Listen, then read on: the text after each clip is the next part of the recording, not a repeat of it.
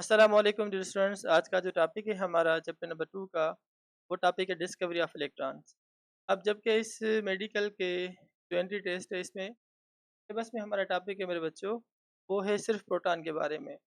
कभी ऐसे भी हो सकता है कि अगर रिलेशनशिप बना है इलेक्ट्रॉन का प्रोटॉन के साथ या विद द न्यूट्रॉन, तो एमसीक्यू तो दे सकते हैं, उनकी अपनी मर्ज़ी है, मगर हम चाहते हैं कि मैं चाहता हूँ स्पेशली कि आप बच्चों को प्रोटॉन के साथ इलेक्ट्रॉन्स और न्यूट्रॉन्स के बारे में भी यहाँ पे कुछ इन्फॉर्मेशन शेयर करूँ आप बच्चों से।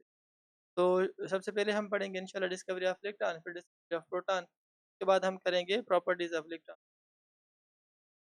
तो प्रोटॉन से रिलेटेड जो-जो बातें हैं, जो इम्पोर्टेंट है, मैं चाहूँगा वो आप बच्चों के साथ शेयर कर दूँ। करते हैं आज का टॉपिक मेरे बच्चों। टॉपिक का नाम है क्या? Discovery of electron. Discovery of electron, ये है आज का हमारा टॉपिक।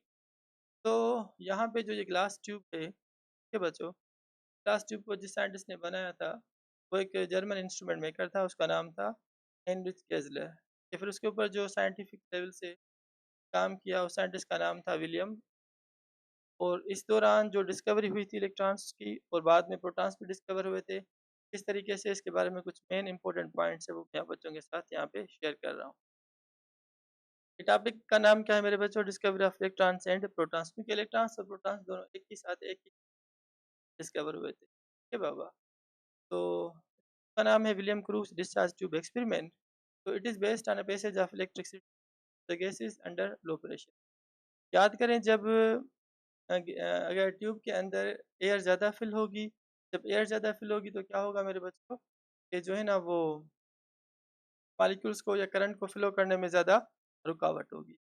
तो इस बात को आप समझें कि ग्लास ट्यूब के अंदर, यहाँ पे जो ये ग्लास ट्यूब है, अगर इस ग्लास ट्यूब के अंदर हम ज़्यादा एयर मॉलिक्यूल्स रखेंगे, क्या होगा कि करंट को फ्लो करने में ज़्यादा डिफ़िकल्टी होगी। फिर साइंटिस्ट ने क्या किया विलियम, कि यहाँ से एक वैक्यूम पंप लगाया। तो वैक्यूम पंप का मकसद क्या था? इस ग्लास ट्यूब के अंदर अगर गैस ज़्यादा है, 100% गैस फॉर एग्ज़ाम्पल, तो इसने यहाँ से निकाला, रिड्यूस कर। तो याद करें, जब गैस के मॉलिक्यूल्स ग्लास ट्यूब के अंदर ज़्यादा होंगे, तो उसका मकसद ये हुआ कि वो गैस के मॉलिक्यूल्स जब कोलाइड करेंगे with the walls of this glass tube, तो अंदर का प्रेशर था ज़्यादा। तो याद करें, नॉर्मल गैसेज़ में करंट पास नहीं होता at a very high pressure. तो इसीलिए गैसेज़ को यहाँ से हमने क्यों निकाला?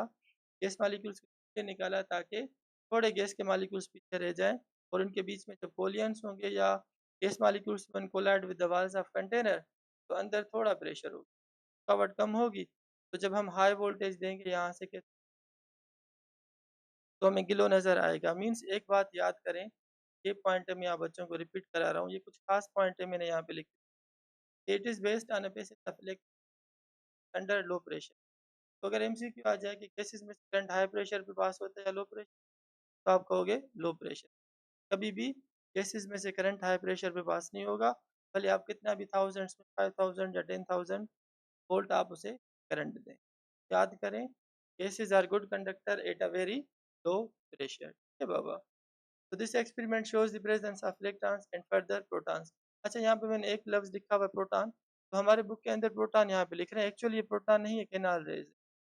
थोड़ा अगर मैं हिस्ट्री में चला जाऊँ, तो इलेक्ट्रॉन्स को जो डिस्कवर किया था वो था जे.जे. थॉमसन। प्रोटॉन्स को डिस्कवर किया था वो था गोल्डस्टी। अच्छा, इस डिस्चार्ज ट्यूब एक्सपेरिमेंट के ज़रिए इलेक्ट्रॉन्स डिस्कवर किए थे जे.जे. थॉमसन ने, और प्रोटॉन्स को डिस्कवर किया था गोल्डस्टी। बाकी अर्नेस्ट रदरफोर्ड है। नाउ अडेज़ जो क्रेडिट जाता है ना प्रोटॉन्स की डिस्कवरी का, प्रोटॉन्स प्रोटॉन्स में गोल्ड स्टीफन वर्ड यूज़ नहीं किया था। प्रोटॉन जो नाम है वो सिर्फ दिया था किसी अर्नेस्ट रदरफोर्ड ने।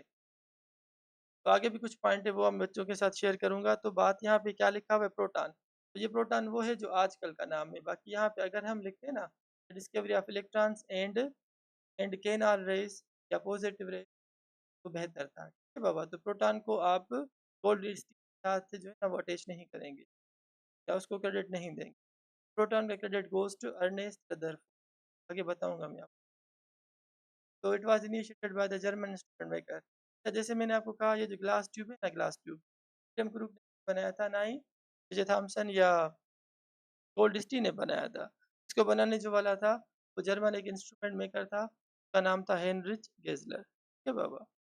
It was initiated by German instrument maker Heinrich Geissler. आगे उसके काम को विलियम क्रूक एक्सटेंड किया, बढ़ाया। ठीक है? ये बातें बहुत इंपॉर्टेंट याद करने की कि नॉर्मली एट ऑर्डिनरी प्रेशर, जो आम प्रेशर होता है वो 1 एटमॉस्फेयर होता है या 760 टार होता है या 760 ऑफ मर्क्यूरी। तो प्रेशर के बहुत ज़्यादा यूनिट्स है बाबा। तो याद करें जो नॉर्मल प्रेशर होता है वो कितना आता है 1 एटमॉस्फेयर। अगर इतना प्रेशर अंदर होगा ग्लास ट्यूब के अंदर, गैस ज़्यादा है। जब गैस के मॉलिक्यूल्स अंदर ज़्यादा होंगे तो उनके कोलिजन की वजह से प्रेशर होता है। आपने पढ़ा होगा गैसेस में, when the gas molecules collide with the walls of container, pressure is produced inside the container। उसी तरीके से शुरू में जब गैस मॉलिक्यूल्स ज़्यादा थे, ग्लास ट्यूब के अंदर प्रेशर था ज़्यादा, हमने हाई वोल्टेज दिया तो हमने देखा कोई ग्लो अपीयर नहीं हो रहा था, तो कोई डिस्कवरी भी नहीं हुई थी इलेक्ट्रॉन्स या केनाल रेज की। ठीक है बाबा। तो normally at ordinary pressure 1 atmosphere हो जो बराबर होता है 764 या 7 मरकरी या 14.7 psi या 10 1325 पास्कल या newton per metre. Gases do not conduct electric. याद करें नॉर्मल प्रेशर पर गैसेस करंट नहीं करती क्या इलेक्ट्रिक करंट, अरे आप कितना भी हाई वोल्टेज दे। अच्छा यहाँ पे जो ये पॉइंट है ये वाली, gases do conduct electricity very low pressure at about 0.01 टार। 0.01 टार यहाँ पे मैंने बाबा। जब प्रेशर हम बहुत कम कर देंगे, अच्छा वो कम करने का तरीका क्या था जैसे मैंने आपको बताया। देखो यहाँ पे ग्लास के अंदर अगर गैस मॉलिक्यूल ज़्यादा थे तो वैक्यूम पंप लगा के चेक करके 90% में से समझो 95% तक बाहर निकाल दिया। फ्यूअर गैस मॉलिक्यूल्स पर लेफ्ट। याद करें ये नहीं कि बहुत ज़्यादा गैस पीछे थी या बिल्कुल वैक्यूम कर दिया, खाली कर दिया, नहीं। तो याद करें एक लाइन है कि fewer molecules were left inside the tube. Clear. तो याद करें पूरा एम्प्टी नहीं हुआ, पूरा खाली कर नहीं कर दिया हमने। Fewer molecules were left in the glass. ये भी पॉइंट्स इंपॉर्टेंट है, याद कर लें इनको। फिर आगे चलते हैं पॉइंट्स की तरफ। देखो in 1897 J Thomson discovered cathode rays are not a form of light but made up of negative charge particle. तो कहते थे कि ये पार्टिकल से लाइट होते हैं और लाइट होते हैं, ये पार्टिकल्स नहीं है। फिर पार्टिकल्स का कॉन्सेप्ट कार्पर्स हम जिन्हें कहते हैं वो जे थॉमसन ने दिया था। एक बात मैं आप बच्चों को बताऊं, इस एक्सपेरिमेंट इलेक्ट्रॉन्स की डिस्कवरी हुई थी। अब इलेक्ट्रॉन्स का एक दूसरा भी नाम क्यों, क्योंकि कैथोड की तरफ से निकल रहे थे इसी। Thus these particles were deflected by elect। अच्छा एक बात याद करें, कैथोड रेज में वो पार्टिकल्स जिनमें डिफ्लेक्शन हो तो समझ जाओ उनके ऊपर कोई चार्ज होती है। अगर कोई पॉजिटिव की तरफ डिफ्लेक्ट हो जाए तो समझो उसके ऊपर नेगेटिव चार्ज है, और अगर कोई नेगेटिव की तरफ डिफ्लेक्ट हो जाए तो समझो उसके ऊपर positive charge. So these particles found 1,000 times heavier than the hydrogen atom. J. Thomson called these new particles as corpuscles. मैंने आपको कहा ना, कार्पस का नाम दे दिया था इलेक्ट्रॉन्स को। फिर आगे चल के हमने इसका नाम रखा क्या, cathode rays. But in 1891 they were termed as electron by John stone stony. अच्छा क्या होता है कि सपोज लास्ट मैंने की जो डिस्कवर करे वो उसके ऊपर नाम रखे। इलेक्ट्रॉन्स को डिस्कवर किया था जे थॉमसन ने, और नाम इसका किसने रखा था, स्टोनी ने बाबा। और इसका नाम कब रखा था, 1891 में। अ, अ, और क्या एक्सपेरिमेंट किया था, क्योंकि ये जो चार्ज पार्टिकल्स हैं, यूनिट ऑफ द चार्ज हैं, ये करंट कैरियर्स थे ना, इसीलिए हमें पता है कि करंट होता क्या है। Current is a flow of valence electrons या flow of free electron. Clear बाबा। तो the atom was composed of electrons, negative charge was balanced by some source of positive charges, that's why atom is electrically neutral. तो पहले भी मैंने आपको बताया था कि अगर एटम की हम बात कर रहे हैं तो उसके अंदर नेगेटिव पार्टिकल्स होते हैं उतने ही पॉजिटिव होते हैं, दोनों आपस में कैंसिल हो जाएंगे, तो overall atom is electrically neutral. अच्छा जे थॉमसन ने कुछ आयंस के बारे में ये बताया, आयंस ऐसी स्थिति हैं जिनमें या तो इलेक्ट्रॉन्स कम होंगे या तो इलेक्ट्रॉन्स ज़्यादा होंगे। क्लियर बाबा। अगर इलेक्ट्रॉन्स ज़्यादा हैं समझो उनके ऊपर नेगेटिव आ जाएगी, वो एनायन बन जाता है नेगेटिव आयन। और अगर इलेक्ट्रॉन्स कम हो जाएंगे तो वो इलेक्ट्रॉन डेफिशिएंट हो जाएंगे। जब इलेक्ट्रॉन डेफिशिएंट हो जाए तो उनको चार्ज आ जाता है, प्रोटॉन्स का नंबर बढ़ जाता है, और उन्हें हम क्या कहते हैं, cation. About ions, Thomson explained that ions must have an excess shortage of the electrons। अगर ज़्यादा इलेक्ट्रॉन्स हैं तो वो एनायंस बन जाते हैं, और अगर कम इलेक्ट्रॉन्स हैं तो वो केटायंस बनते हैं। अच्छा नाउ द प्रॉपर्टीज ऑफ, अच्छा प्रॉपर्टीज ऑफ कैथोड रेज को हम अलग पढ़ेंगे डिटेल में। ये फिलहाल मैं आपको पढ़ा रहा हूँ the discovery of electrons and protons. तो इलेक्ट्रॉन्स की डिस्कवरी के बाद एक दूसरा साइंटिस्ट था। अच्छा, ये एक पॉइंट मैं बच्चों के साथ डिस्कस कर रहा हूँ कि after the discovery of electrons, जब इलेक्ट्रॉन डिस्कवर हो गए तो 12 साल के बाद एंड्रयू मिलिकन था। ऑयल ड्रॉप एक्सपेरिमेंट किया और जो चार्ज ऑफ इलेक्ट्रॉन है ना मेरे बच्चों, ये चार्ज का वैल्यू 1.6 10 पर minus 19 coulomb was experimentally determined या calculated by the scientist that is Robert Andrew Millikan. तो याद करें, चार्ज वैल्यू ऑफ इलेक्ट्रॉन किसने दिया था? मिलिकन ने। नाम किसने रखा था? स्टोनी ने। इलेक्ट्रॉन्स को डिस्कवर किसने किया था? जे जे थॉमसन ने। ये क्यूब किसने बनाया था? हेनरिच गेजलर।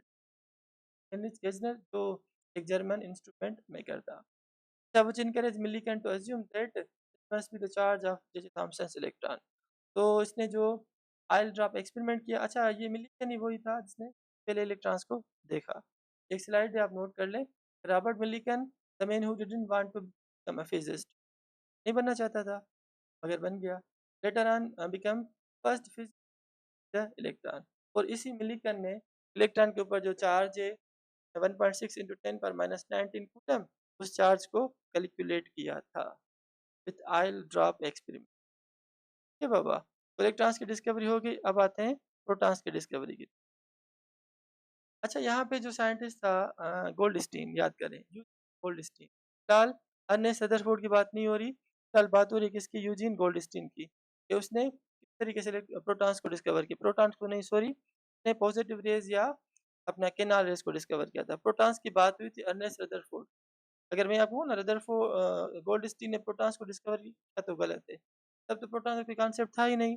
प्रोटॉन का कॉन्सेप्ट आया 1920 में, जब रदरफोर्ड ने नाम रखा पॉजिटिव पार्टिकल्स को, कहा जिसे प्रोटॉन कहते हैं। क्लियर बाबा? 1886 में इलेक्ट्रॉन से भी पहले प्रोटॉन्स डिस्कवर। एक बात याद कर लें आप, 1897 में इलेक्ट्रॉन डिस्कवर हुए थे और 1886 में प्रोटॉन्स नहीं सॉरी केनाल रेज या पॉजिटिव रेज वो डिस्कवर हुए थे in the William tube experiment by Goldstein. By Gold. अच्छा, ये वही थ्योरी है जो मैं आपको बता रहा हूँ, जो चीज़ें मैंने आपको एक्सप्लेन की वो यहाँ मैं आपको बता रहा हूँ। तो प्रोटॉन्स की डिस्कवर करने में 3 साइंटिस्ट के नाम थे। सबसे पहले देखो विलियम प्राउट ने 1850 में हमें बताया कि एटम के अंदर कुछ ऐसे हाइड्रोजन एटम्स हैं या कुछ ऐसे पॉजिटिव पार्टिकल्स हैं जिसका नाम इसने क्या रखा था? प्रोटाइल्स। तो प्रोटॉन नहीं प्रोटाइल्स आया, ठीक है। उसके बाद फिर पॉजिटिव रेज आए और आखिर में इसका नाम क्या बना? प्रोटॉन, ठीक है बाबा। तो विलियम प्राउट ने पॉजिटिव रेस को क्या कहा था? प्रोटाइल्स। उसके बाद 1886 में यूजिन गोल्डस्टीन डिस्कवर्ड एविडेंस। अच्छा, इसने हमें एविडेंस दी। इसने भी फुली तरीके से प्रोटॉन्स को डिस्कवर नहीं किया था, बस पॉजिटिव रेस की बात हुई थी और इसने सिर्फ हाइड्रोजन एटम की बात करी। हाइड्रोजन का जो न्यूक्लियस है वही पॉजिटिवली चार्ज है, प्रोटॉन का तस्वर तब नहीं आया था। तो in 1886 Eugen Goldstein discovered the evidence for the existence of positively charged particle called canal rays, the hydrogen atom only। वरना इसने सिर्फ हाइड्रोजन के ऊपर ही काम किया था, ये नहीं कहा कि ये पॉजिटिव रेज हर एटम में हर एलिमेंट मौजूद है। तो किसने कहा था? आगे चल के रदरफोर्ड। सर अर्नेस्ट रदरफोर्ड ने कहा कि दिस पॉजिटिव चार्ज या this hydrogen nucleus present in the all atoms, नाम इसने आगे चल के प्रोटॉन रखा। Volcano is positively charged ions found by the ionization of।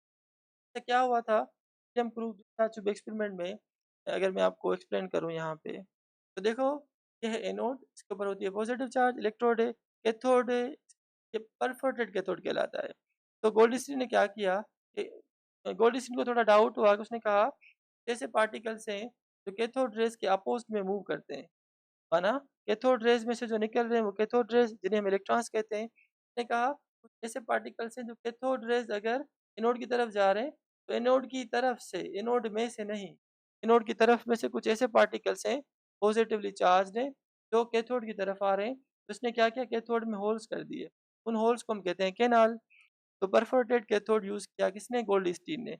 उसने ऑब्जर्व किया कि वाकई कैथोड रेज के अपोजिट में कुछ ऐसे पार्टिकल्स हैं जिनके ऊपर पॉजिटिव चार्ज है वो मूव कर रहे हैं। अच्छा, तो एक्चुअली क्या हुआ था जब fast moving electrons cathode rays टकरा रहे थे with the gas filled in the tube, तो जैसे फास्ट मूविंग इलेक्ट्रॉन्स आए, उसने गैस के साथ टकराया तो गैस को आयोनाइज कर दिया। जब गैस को आयोनाइज कर दिया तो वो पॉजिटिव आयन में आ गई। याद करें जो पॉजिटिव पार्टिकल्स होते हैं वो नेगेटिव की तरफ चले जाते हैं। कैथोड के ऊपर होती है कौन सी चार्ज मेरे बच्चों? नेगेटिव। तो वो जो पॉजिटिव आयंस बने थे वो किस तरफ मूव कर रहे थे? टुवर्ड्स द कैथोड, और जो होल्स बनाए थे तो होल्स में से पास आउट हो गए।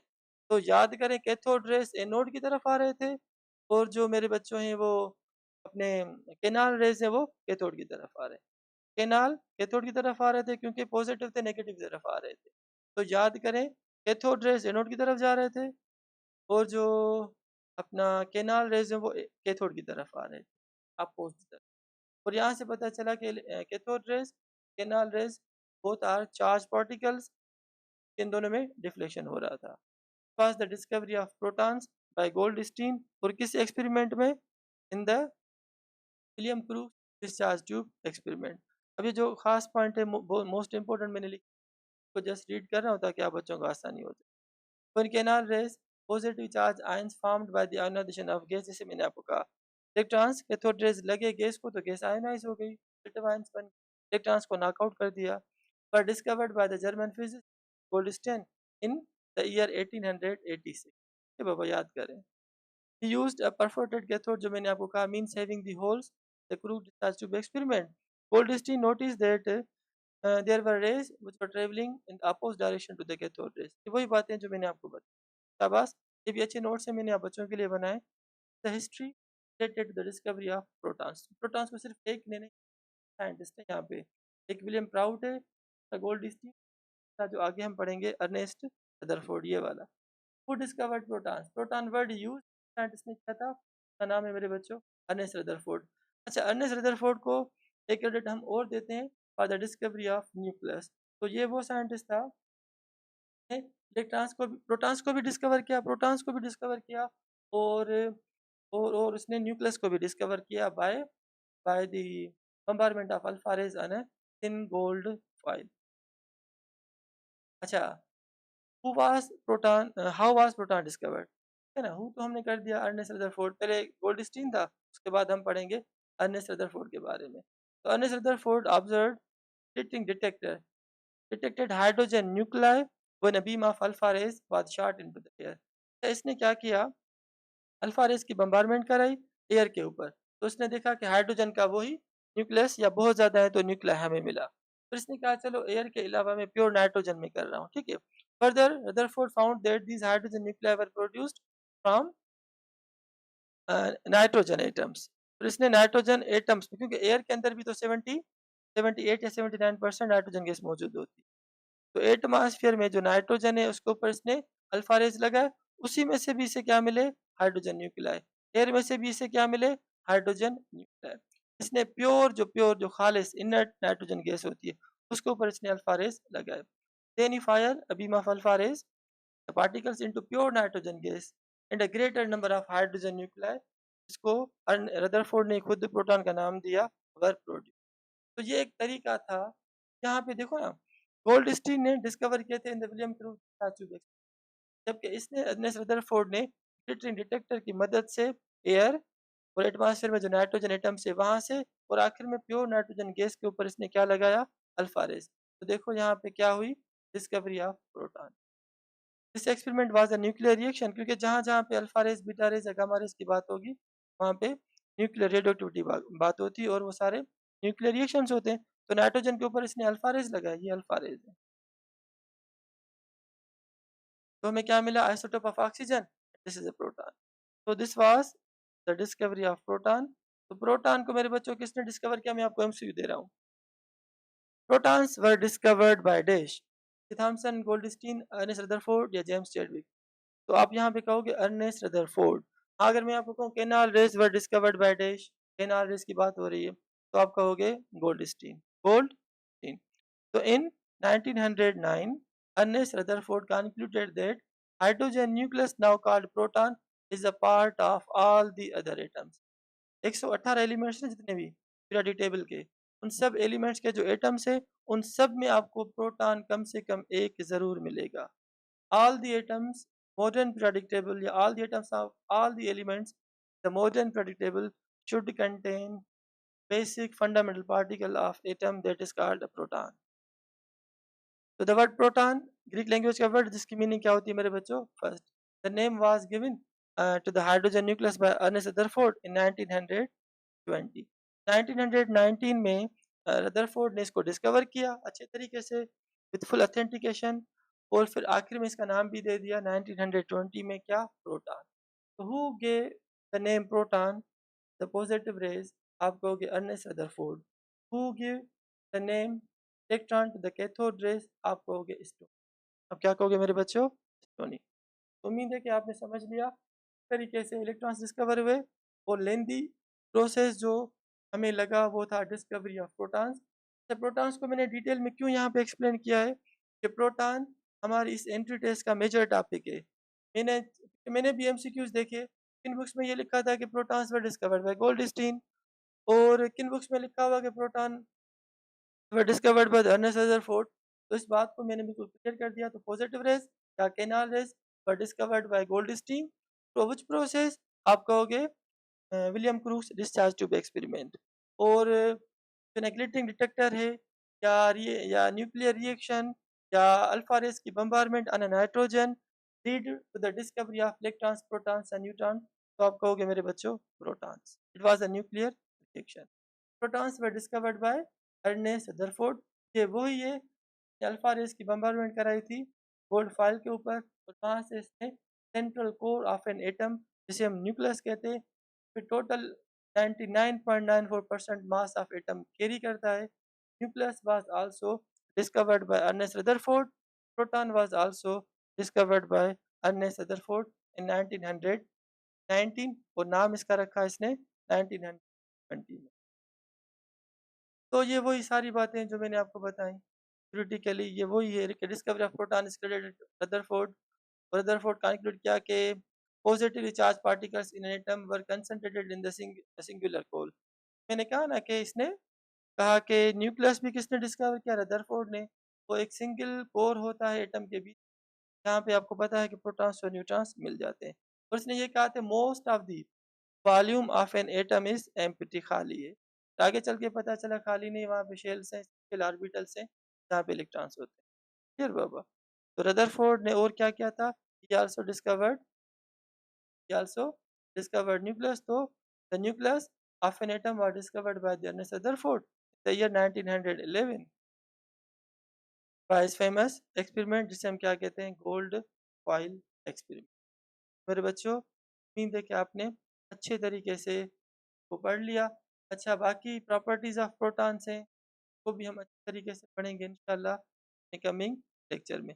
ये कुछ डायग्राम्स हैं, पहले आप इनकी पिक्स ले लें। Discovery of canal is a proton by William Crookes discharge tube experiment, और किसने इनको डिस्कवर किया था? अपने यूजेन गोल्डस्टीन। क्लियर बाबा? तो उम्मीद है कि आप बच्चों ने समझ लिया तरीके से, ये वही प्रॉपर्टीज़ है। अच्छा, एक बात मैं अगर मैं आपको बताऊं कि याद करें, तो लाइटेस्ट प्रोटॉन बना है ना, लाइटेस्ट प्रोटॉन हल्के में हल्का, वो किसका होता है? लास्ट मैंने हाइड्रोजन गैस का, क्योंकि गैस हल्की है, इस वजह से। तो first evidence about the positive charge particles was given by the Goldstein 1886, later on protons by the Ernest Rutherford in 1919। ये भी स्लाइड बहुत ज़बरदस्त जानदार है, भले आप इसे। बाकी इसके बाद इंशाल्लाह कमिंग जो हमारा लेक्चर होगा, वो होगा properties of electrons and protons. अगर आपको बात समझ में आ रही है बच्चों, लाइक करें, सब्सक्राइब करें यूट्यूब चैनल से सरफराज वीएन को, और दूसरे जो स्टूडेंट्स उनको भी बताएं, ताकि ज़्यादा से ज़्यादा बच्चों का फ़ायदा हो। मेरी कोशिश है कि इंशाल्लाह इस जुलाई में पूरा फर्स्ट ईयर अब बच्चों के लिए अपलोड कर दूँ। बाबा, अल्लाह हाफिज़।